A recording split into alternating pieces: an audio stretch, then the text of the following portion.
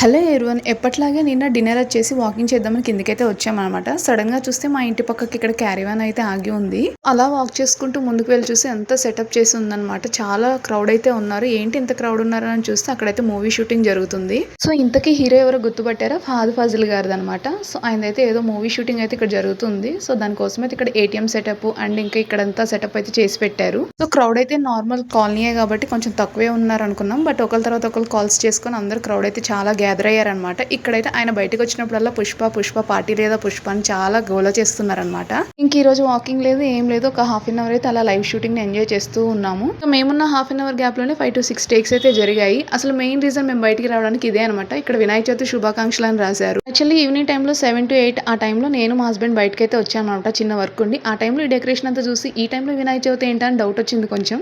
So ఇంకా మా కాలనీలకు కూడా లైటింగ్ అయితే సెటప్ చేశారనమాట షూటింగ్ కోసం. అంతే video. Thank you for watching.